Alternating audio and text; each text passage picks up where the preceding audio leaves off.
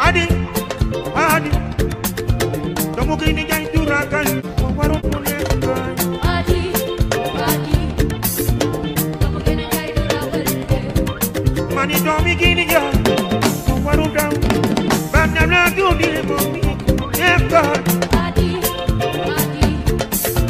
kamu kini jangan juragan. Warung cik warung ragan,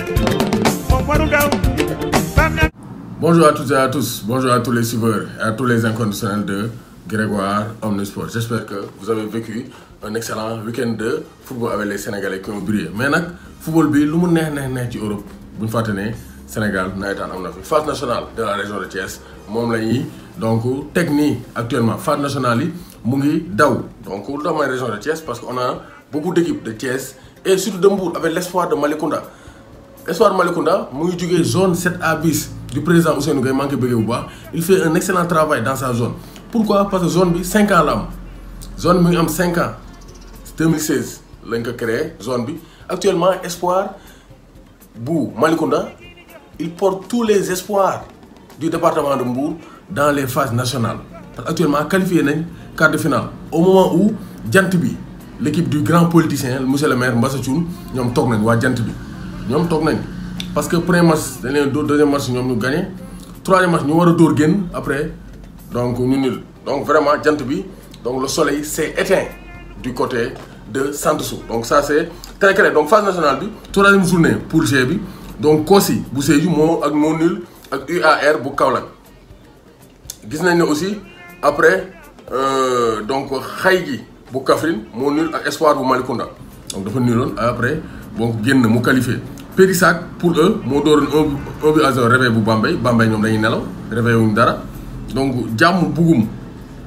mooy jàmm laa bëgg séeréer yi xam nañ ci dara jàmm bugum ñoom tamit bëgguñu jàmm de dañoo dóor juboo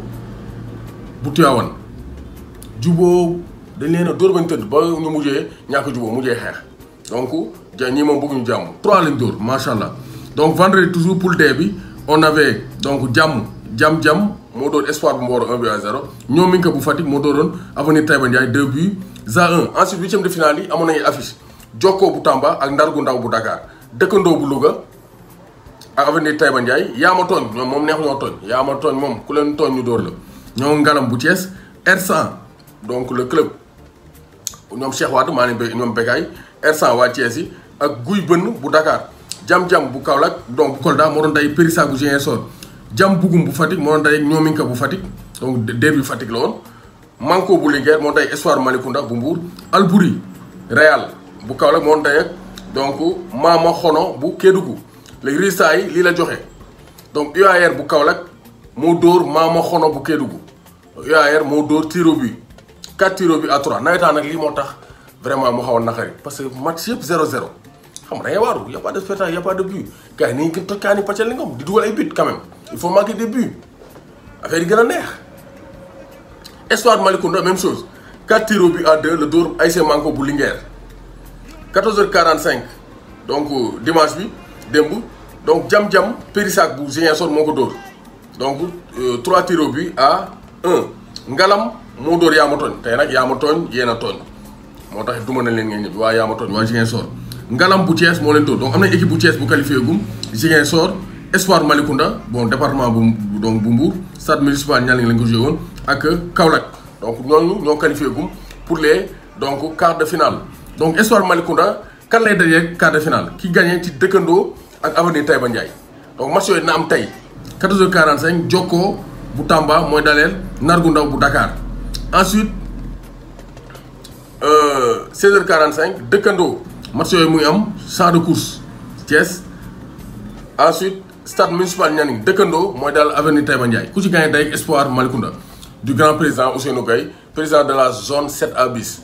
5 ans lañ ko créé actuellement ñu ngi phase finale ñu ngi phase nationale donc ça montre le grand travail abattu par les présidents donc cadet Jalooré bu zone 2A bu président Dial Diaw ñoom ñooy représenter les cadets département de Mbour donc pour l'instant am nañ 2 représentants en cadet et en senior jam bugum bu Fatick moom ñoominka loolu duel de séeréer la séeréer jam bugum ak ñoominka donc duel de Faticois R100 bu Thiès ñoo guy benn ñoo dajee bu Dakar donc loolu moo nekkoon les quelques informations par rapport au nawetaan donc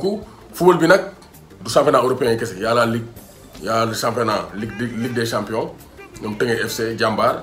et il y a aussi les phases nationales parce que football bi phase nationale nawetaan fa la lépp soxee ko doomu Gaynde Njaay warul tiit warul ragal et nos encouragements man Mbour laa dëkk donc jaloore laa faral bu président Dial Diaw zone 2A ak Ousseynou Gueye et Ousseynou Gueye c'est un plaisir parce que c'est un promotionnaire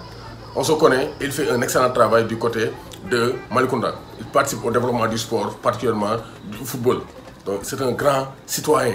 de la commune de Malicounda vive les ASC Espoir qui portent les espoirs de la ville de Mbour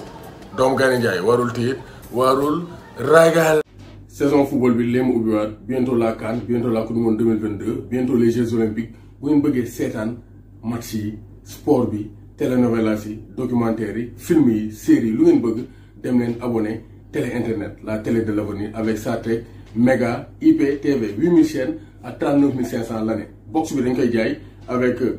donc 30 000 francs abonnement bi 39 500 muy 69 500 année bi yëpp ngay seetaan chaîne bu la neex dootoo fay dara boo amee Smart TV abonnement bi rek ngay jënd à 39 500 donc télé internet la da ngay wifi sa kër mu koy doxal donc c'est la télé de l'avenir. Vous abonnez sur Sartec Méga IPTV contactez le 77 535